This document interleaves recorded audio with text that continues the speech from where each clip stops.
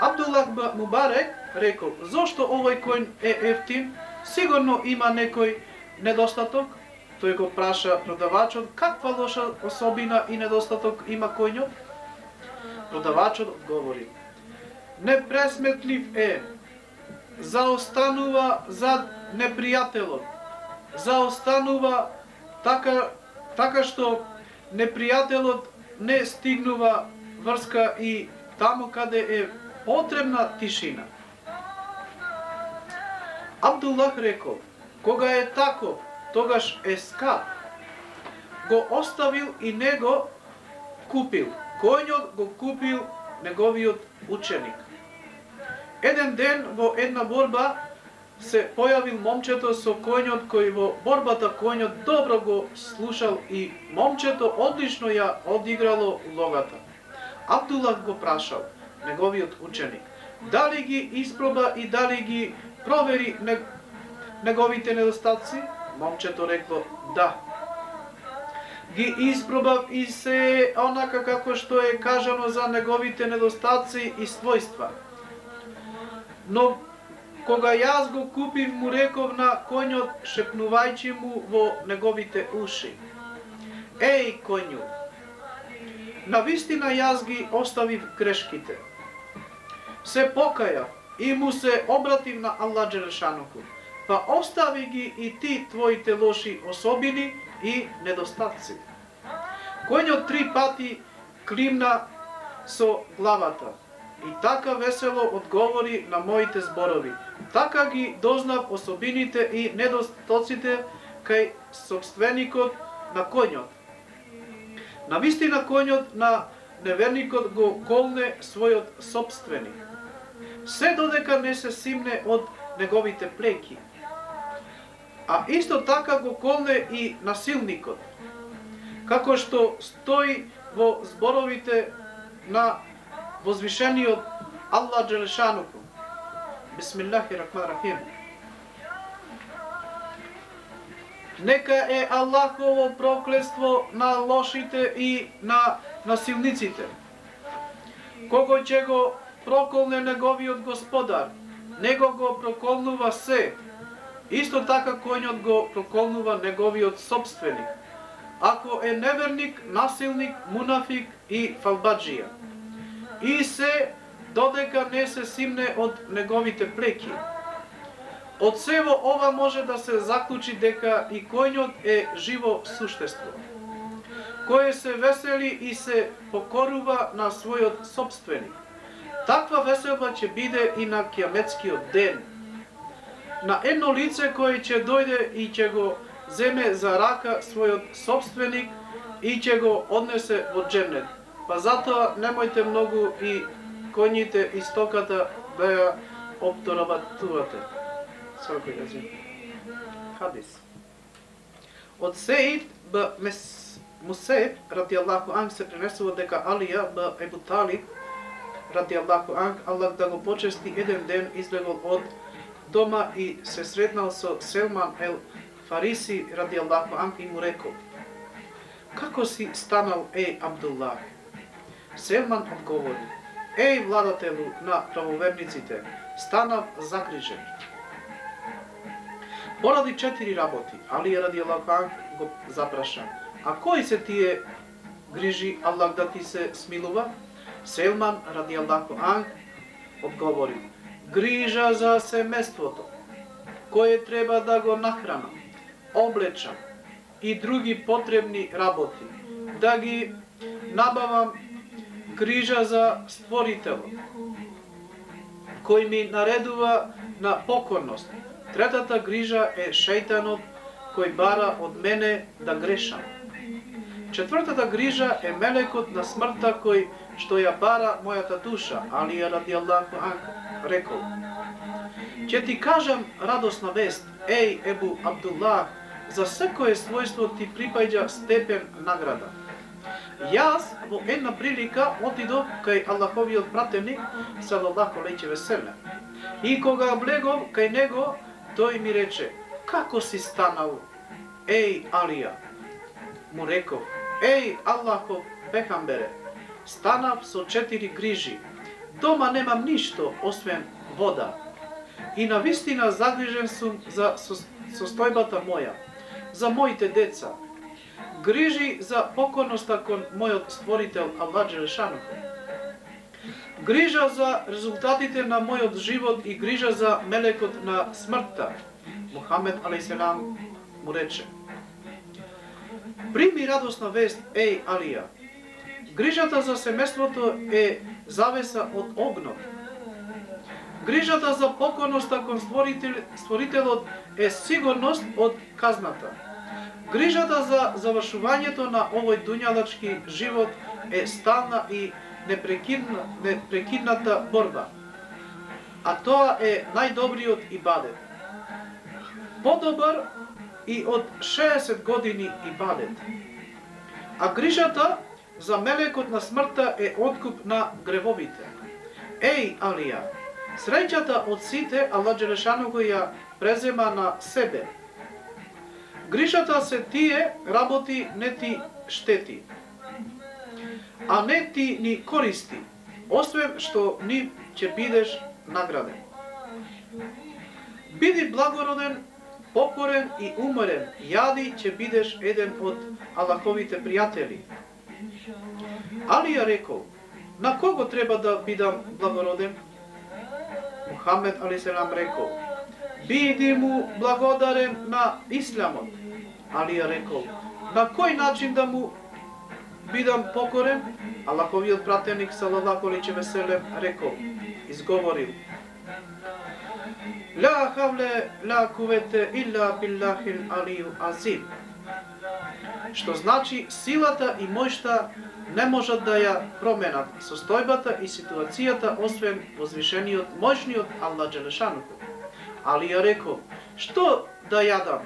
Пегамберот му одговори: јади го твојот гнев, затоа што таа храна навистина го гасне Аллаховиот гнев и ќе биде тешко на вагата и може да те однесе право во џеннет.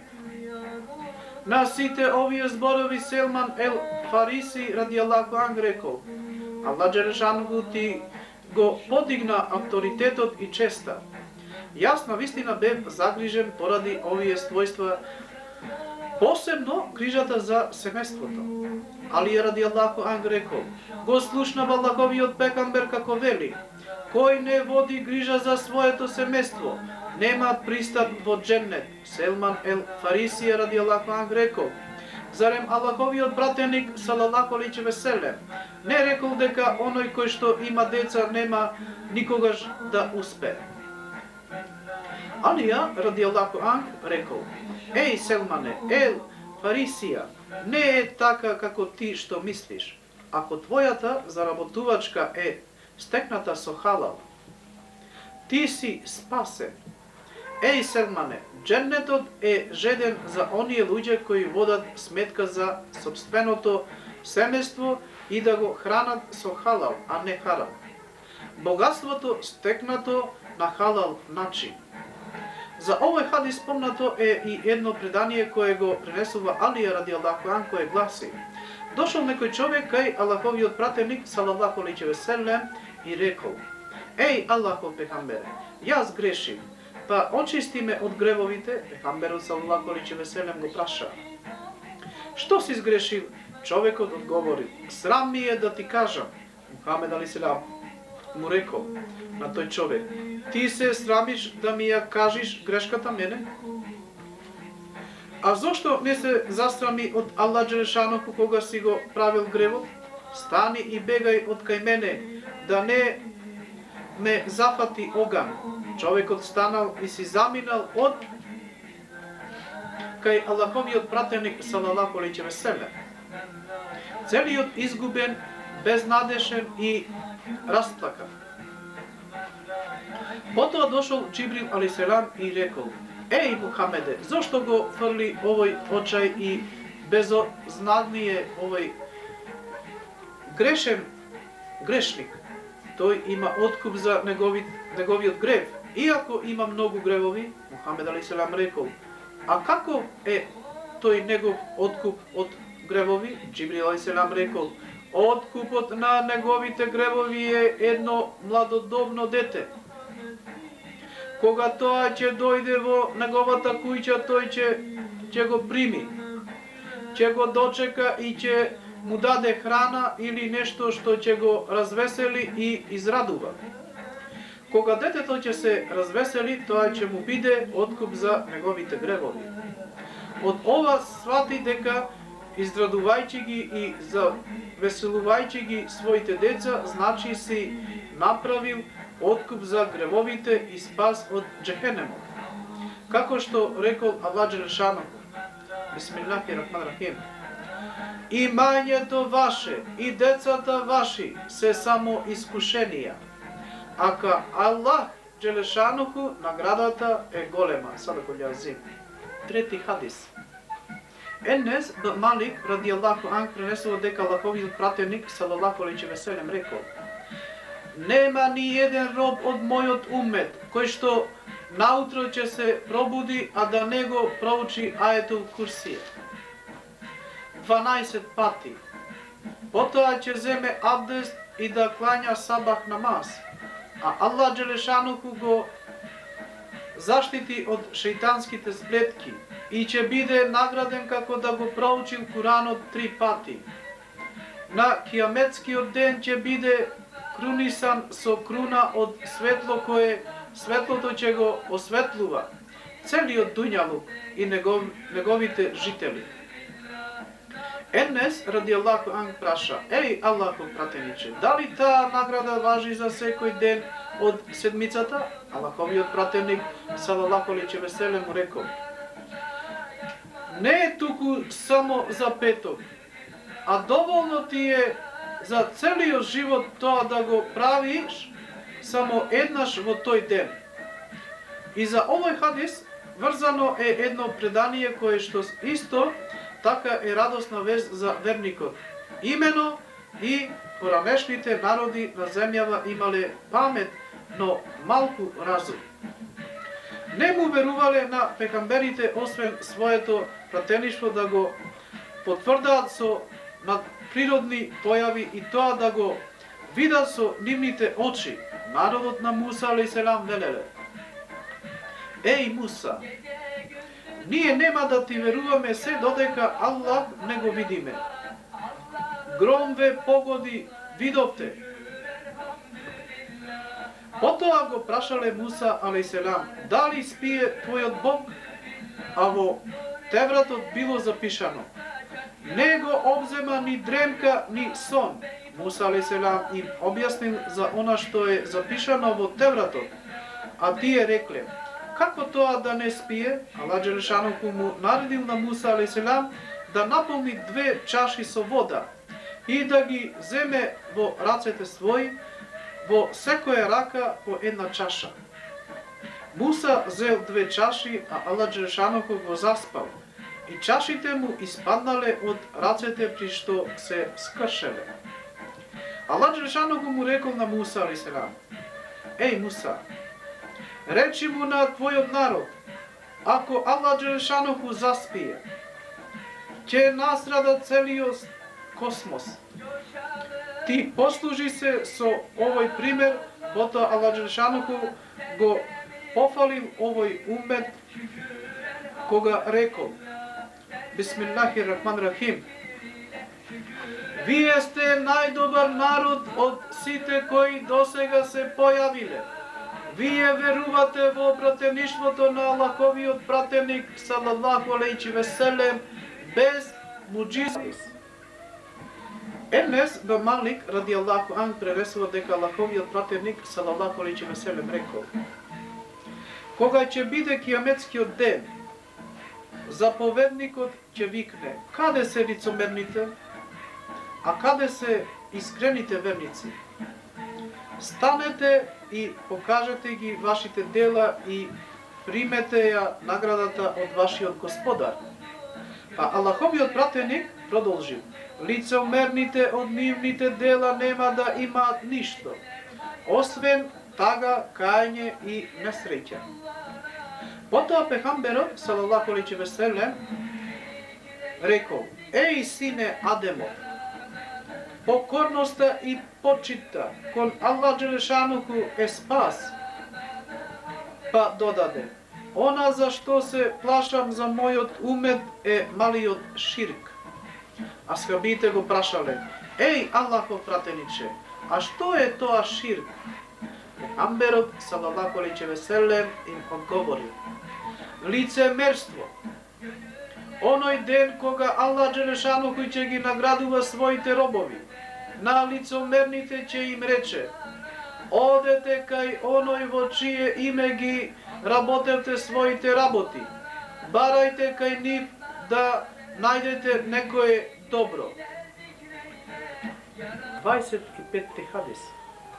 Абдус Самед б. Хусан пренесува дека во една прилика клањал акшам намаз со Суфјан ел Севријан ради Аллаху анху.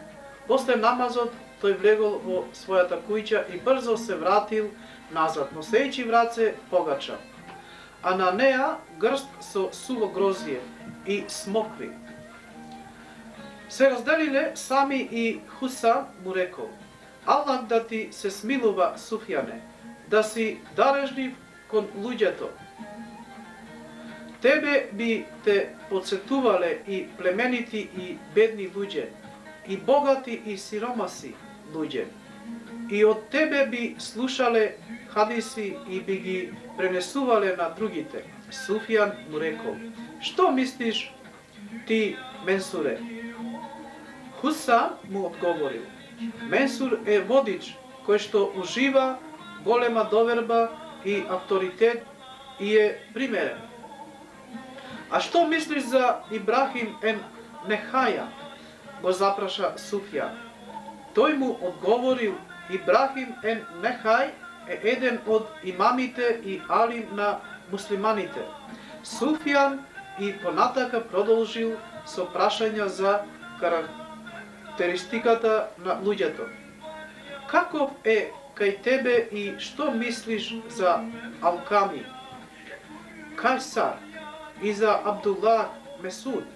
Хусейн му рекол дека тие спаѓаа во редот на најдобрите асхаби кај Аллаховиот пратеник салаллаху алейхи ве селем. Суфјан повторно рекол: ова ни го пренесе Менсур од Ибрахима, а тој од Алкаме, а тој пак Абдуллах Месуд дека Аллаховиот пратеник салаллаху алейхи ве селем рекол: кога Аллах Джелешануху го направи Дженау, Ант го викнал на Џибрил алейхиселам и му рекол: дојди и види што направи за моите добри робови и моите пријатели. Отишол Џибрил алейхиселам и го прашал џеннетот и му се покажа девојка, џеннетска хурија со големи крупни очи. Таа му се насмевнала на Џибрил алейхиселам и незината насмевка светна низ целиот џеннету. Ант Џибрил алейхиселам паднал на сежде, мислејќи дека е тоа светло од возвишениот Господар. Хуријата го викнала: еј Аллахов доверителу, подигни ја главата. Тој ја дигнал главата и погледнал во незе, па и рекол: нека е фален оној кој те направи. Девојката рекла: еј Аллахов доверителу, знаеш ли ти за кого сум јас создадена? Џибрил алейхиселам му одговорил дека не знае. Хуријата рекла: и мене Аллах Джелешануху ме направи за оној кој повеќе го сака Аллаховото задоволство, отколку неговите страсти и уживања.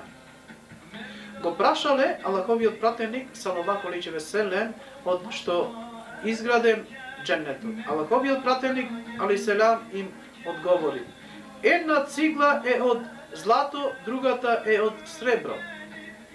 Малтарот е измешан со смола и мисвак. Земјата е од шафран, а душемето е од бисери и рубини. Абдуллах бн Месуд пренесува дека Аллаховиот пратеник салаллаху алейхи ве селем дошол некој човек од Ехли Китабиите и му рекол: еј татко Касимов, Тврдиш ли ти дека жителите на дженетот ќе јадат и ќе пијат? Аллаховиот пратеник салалаху алейхи ве селем одговори потврдно да. Се разбира секако. Се колнам во оној во чија власт е мојот живот. Навистина секој од нив ќе има сила колку 100 дуњалочки луѓе и јадење и пиење во изобилие и страст. Ехли Китабијата рекол, оној кој јаде и пие мора да има и природна потреба, нужда. А дженетот е убав и не би требало во него да има неугодност и нечистотија. Аллаховиот пратеник салалаху алейхи ве селем рекол, природата потребна кај секој жител на дженетот ќе се процедува и враќа низ кожата, како што се филтрира потта. Потоа додаде, жителите на дженетот ќе бидат 120 редови, од кои 80 сафови редови од мојот умет, а 40 сафови редови од другите народи. Секој саф ќе биде во далечина од Машрик до Магриб, исток и запад, а широчината на сафот ќе биде во големина на дуњалукот. Аллаховиот пратеник салалаху алейхи ве селем рекол, Аллах Джелешануху ќе им зборува на жителите на дженнетот. Еј, жители на дженнетот, на што тие ќе одговараат? Тие се одзвиваме, нека тие благодарност Аллах Джелешануху ќе ги праша. Дали сте задоволни, а тие ќе одговараат, што ни недостасува да бидиме незадоволни? Ни го даде она што не му го даде на ниедно друго створение. Аллах ќе им рече, јас ќе ви дадам и подобро од тоа. Тие ќе прашаат, што има подобро од ова? Аллах Джелешануху ќе им рече, ви го давам своето задоволство и повеќе нема никогаш на вас да се налутам. Потоа Аллаховиот пратеник салалаху алейхи ве селем рекол, кога жителите на дженетот ќе влегуваат внатре, доверителот, оној кој е задолжен за тоа, ќе викне, вие вечно ќе живеете и никогаш нема да умрете. Ќе бидете вечно здрави, нема никогаш да се разболете. Ќе бидете вечно млади, нема никогаш да остарете. Ќе ги уживате благодетите и никогаш нема да бидете загрижени. Тоа ни го потврдуваат и Аллаховите зборови. Бисмиллахир-рахманир-рахим. Тој дженнет во наследство сте го добиле за она што сте го работеле. Садакул јазим.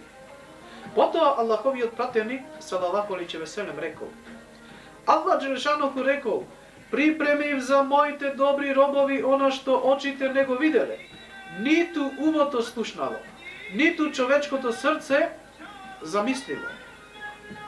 Ако сакате, прочитајте ги Аллаховите зборови. Бисмиллахир-рахманир-рахим. И никој не знае каква награда и скриена радост ги чека за она што го работеле. Сако јазим. Аллаховиот пратеник салалаху алейхи ве селем рекол, кога на било кој од вас би ви било одредено место во било каква ширина во дженнетот, подобро би ви било отколку целиот дуњалук и се што има на него. Потврда за ова се Аллаховите зборови. Бисмиллахир-рахманир-рахим. И кој ќе биде од огнот, оддалечен и во дженнет внесен, тој го постигнал она што го сакал.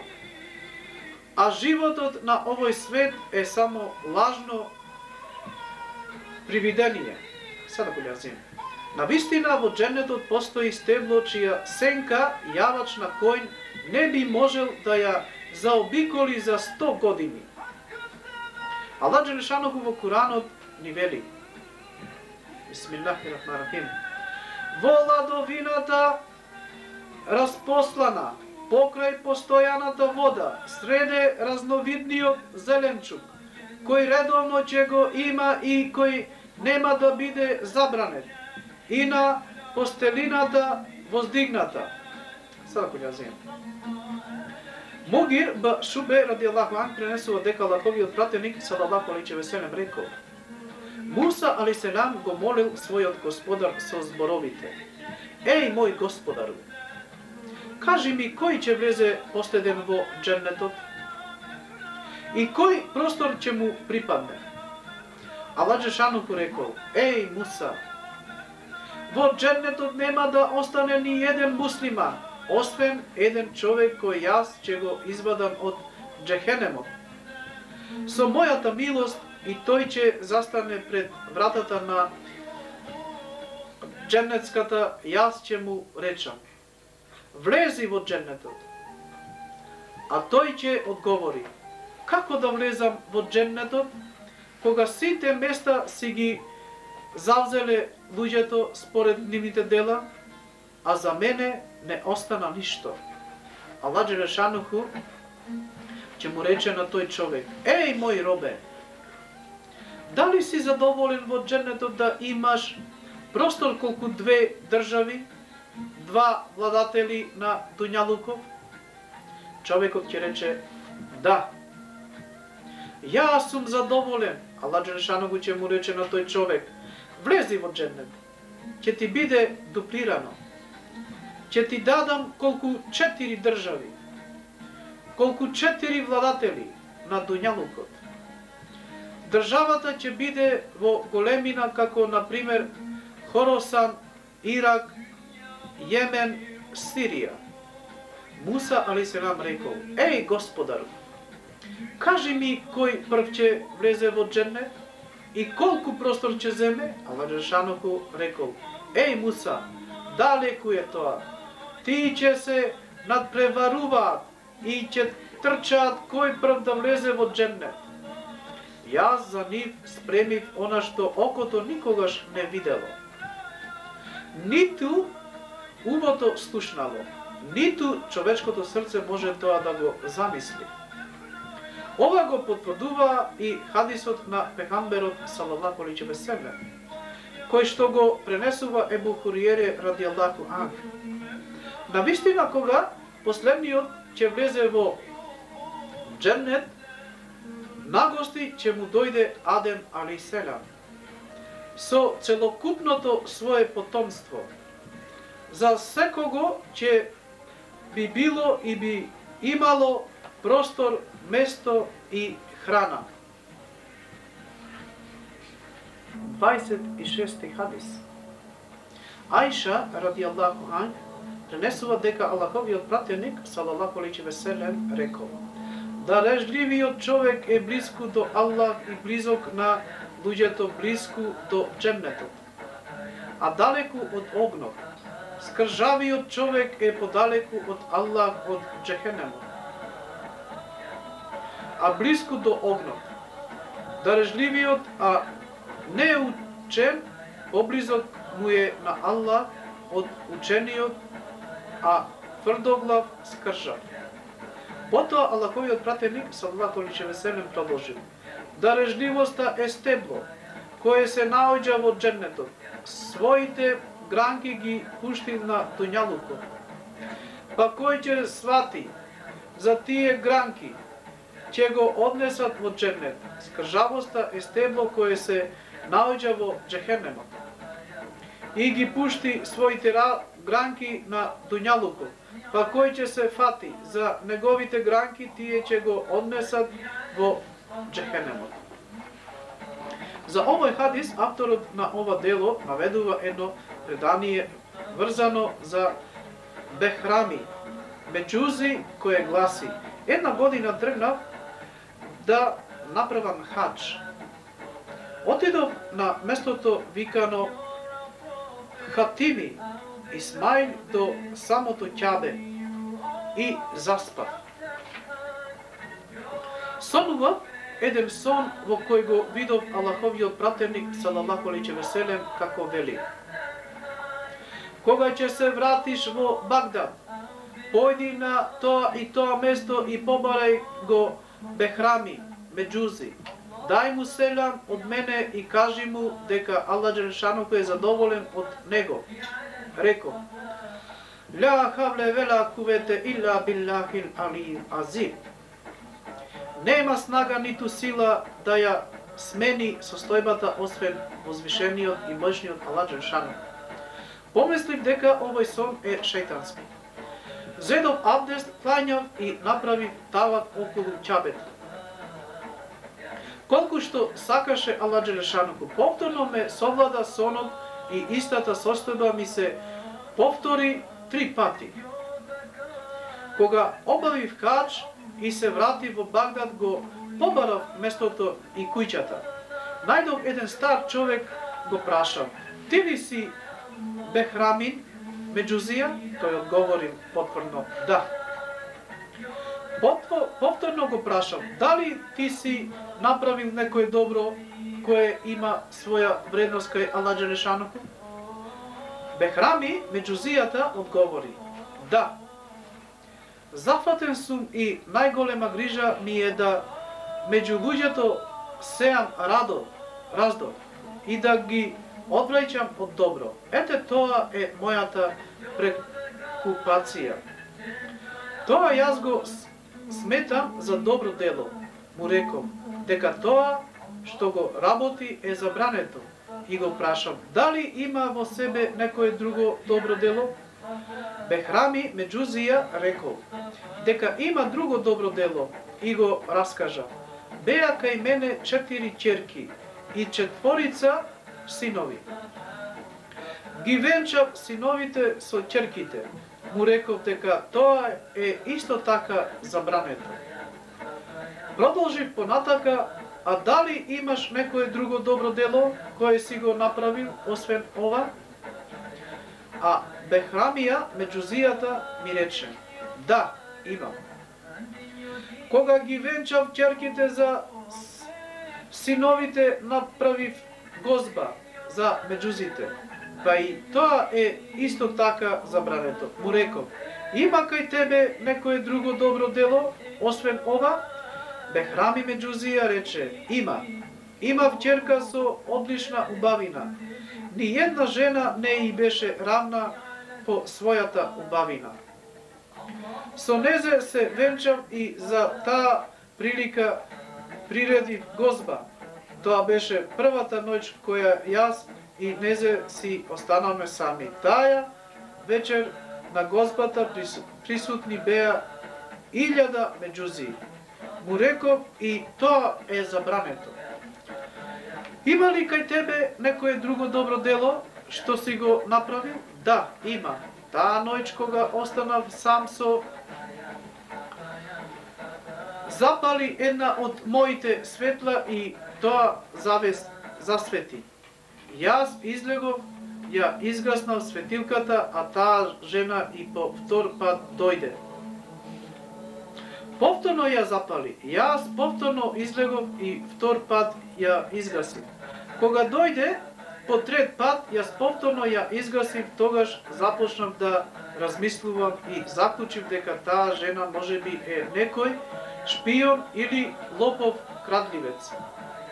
Излегов да ја следам, кога влезе во незиниот стан, незините ќерки и рекоја: Мајко, ни донесе ли нешто за јадење? Ние немаме трпение, многу сме гладни.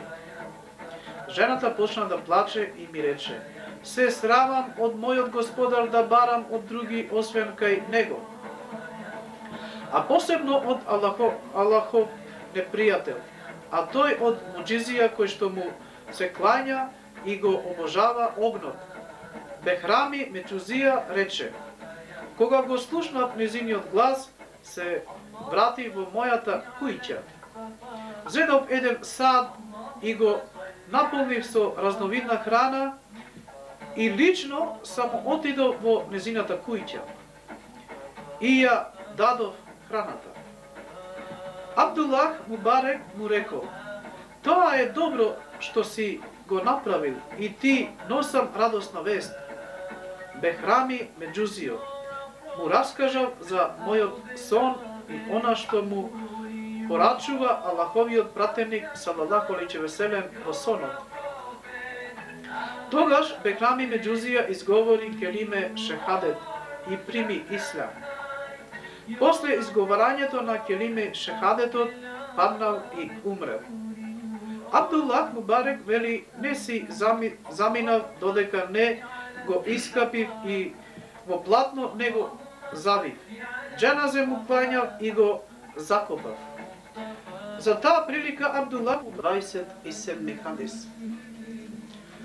Икрима, пријател од Ибн Аббас радијаллаху анх, пренесува дека Аллаховиот пратеник салаллаху алейхи ве селем рекол: на кијаметскиот ден Аллах Джелешаноху ќе постави завеса помеѓу секој роб и ќе му биде дадена книга на секого со неговите добри дела и секој ќе ја прочита, а Аллах Джелешаноху ќе праша: што гледаш во таа книга? Човекот ќе одговори: гледам многу добри дела. Аллах Джелешаноху ќе му рече: дали ти е нешто скратено од нив? Човекот ќе одговори: не, ништо не е скратено. Потоа на човекот ќе му се даде книга со неговите лоши дела и ќе ја прочита. А Аллах Джелешаноху ќе го праша: што гледаш во таа книга? Тој ќе одговори: гледам многу лоши дела. Аллах Джелешаноху ќе му рече: ги препознаваш ли тие дела? Човекот ќе рече: да. Ги препознавам. Аллах Джелешаноху ќе праша: да не е нешто додадено во книгата на твојата штета? Човекот ќе рече дека нема ништо додадено. Потоа ќе му се даде еден лист и тој ќе го прочита. А Аллах Джелешаноху ќе го праша што гледа во тој лист. Човекот ќе рече дека гледа многу добри дела. Аллах Джелешаноху го праша дали ги познава тие дела. Човекот ќе одговори дека не ги познава. Аллах Джелешаноху потоа ќе му рече на тој човек: ова се добрите дела на оние кои лошо ти правеле, оние кои те зло употребувале и те вознемирувале, и на оние кои твојот имот го земале без твое знаење. Преданието кое се однесува на овој хадис зборува за доживувањата на Ибрахим б. Едхем. Имено Ибрахим б. Едхем имал 72 робови. Кога се покајал и кога му се обратил на Аллах Джелешаноху за опростување на неговите гревови, ги ослободил од робство сите 72 роба. Еден од тие ослободителни робови се опил и на пат го сретнал Ибрахима, па му рекол: еј човече, однеси ме дома. Ибрахим се согласил и наместо во неговиот дом го однесол на гробишта. Кога пијаниот видел дека Ибрахим го однел на гробишта, започнал жестоко да се пресметува, велејќи му: јас ти реков да ме однесиш дома, а ти ме однесе на гробиште.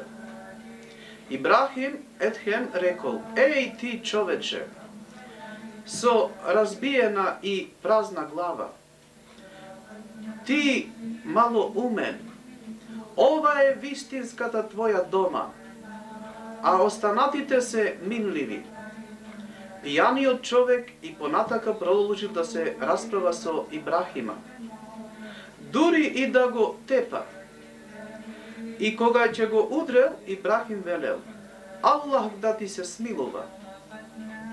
Додека траела ваквата ситуација, дошол друг човек кој ги познавал и двајцата. Па им рекол: како робот да го тепат својот господар? Еј човече, што правиш?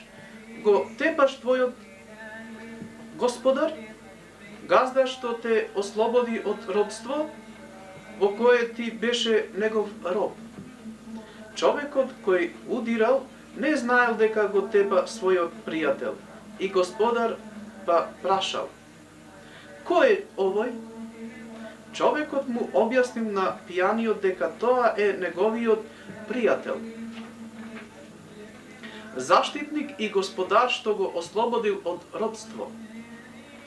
Ибрахим бн Едхем и бидејќи пијаниот тоа го разбрал, го прегрнал Ибрахима и почнал да му се извинува. Ибрахим рекол: го примам твоето извинување, ти простувам и преминувам преку се. Пијаниот рекол: еј, мој заштитниче, пријател и господар, јас тебе те тепав, а ти за мене испраќаше убава дова кај Аллах Джелешанову. Зборуваше секогаш кога те удире, Аллах да ти прости. Ибрахим тогаш рекол: како да не ти правам добра дова? Ти ќе бидеш причина за мојот влез во џеннет, заради тоа што ме зло употреби. 28 хадис. Есма бинт Умейш ел Хасанијету ради Аллаху ан пренесува дека го слушала Аллаховиот пратеник салаллаху алейхи ве селем како рекол: колку е лошо онај роб кој што е фалбаџија и прави нешто со сила, а го заборава Севишниот и Семојшниот Аллах Джелешанову.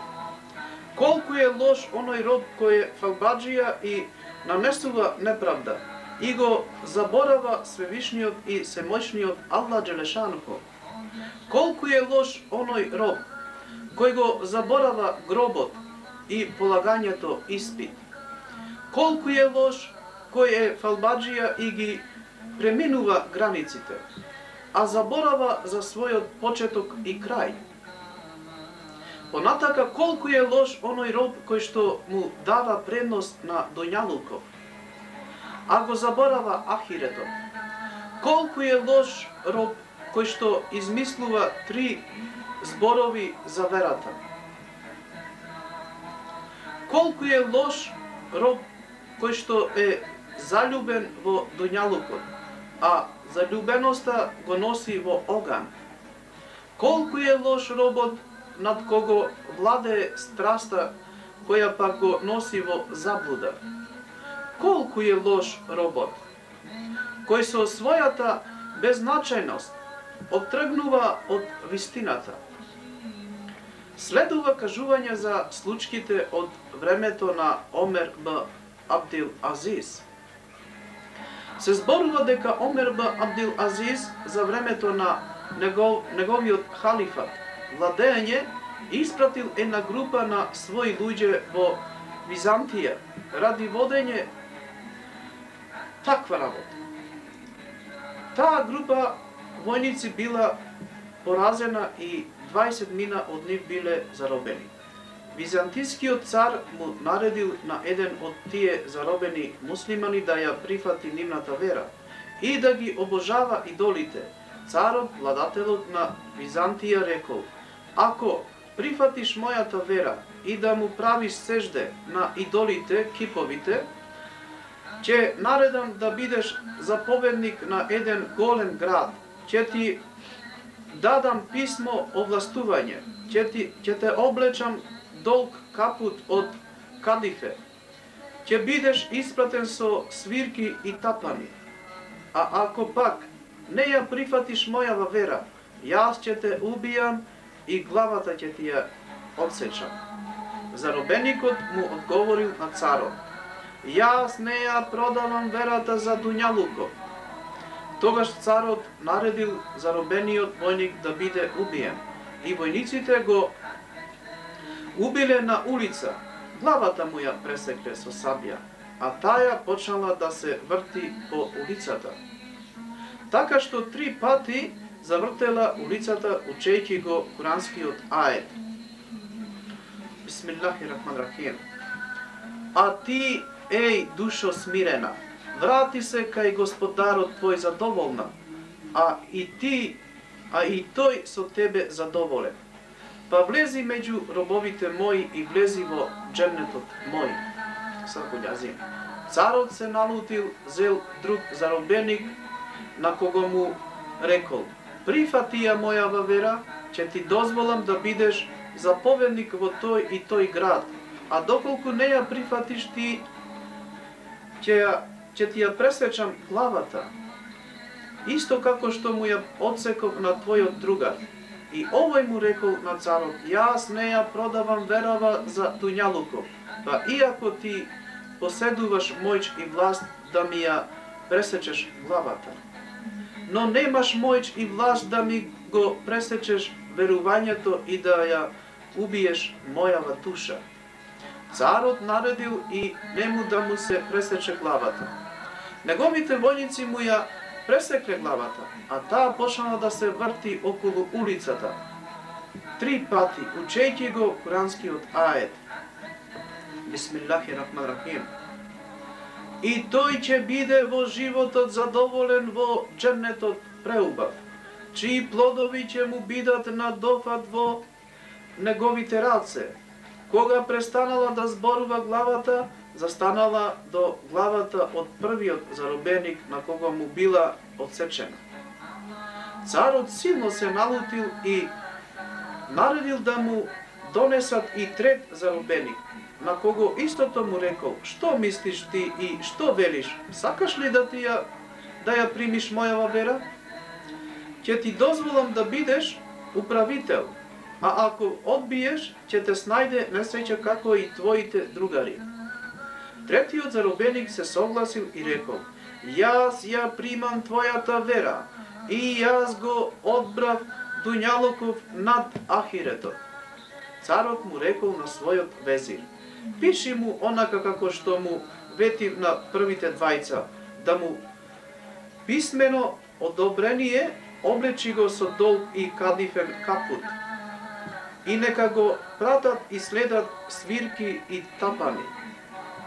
Царскиот везир рекол: "Еј, владателу, како ќе му го дадеш сето тоа, а не го ни испроба?" Царскиот везир уште рекол: "Царе, речи му ти нему, ако искрено зборува, нека убие еден од неговите другари, и тогаш ние ќе му веруваме. Проклет да биде, тој веднаш убие еден од неговите другари." Царот му наредил на везирот да му се напише одобрение и да му се даде се она што е речено. Везирот повторно му рекол на царот: "Не би било паметно, нити проценливо да му веруваме на неговите зборови, кога тој не го чува правото на својот брат, со кој се во крвно сродство и почнал со него да соработува, па како ќе го штити и чува нашето право?" Така царот наредил и тој да се убие, а неговите джелати го убиле. Главата негова завртила околу улицата 3 пати, учејќи го куранскиот ает. Бисмиллахир-рахманир-рахим. "Зарем ти да го спасиш оној кој што ја заслужил казната? Оној кој ќе биде во огнот?" Одсечената глава замолче и заостана на другата страна од улицата, а не застана кај првите 2 глави. И така остана на издржување на Аллаховата казна. Бараме за солниште кај Аллах Джелешануху да не сочува од џехенемската казна.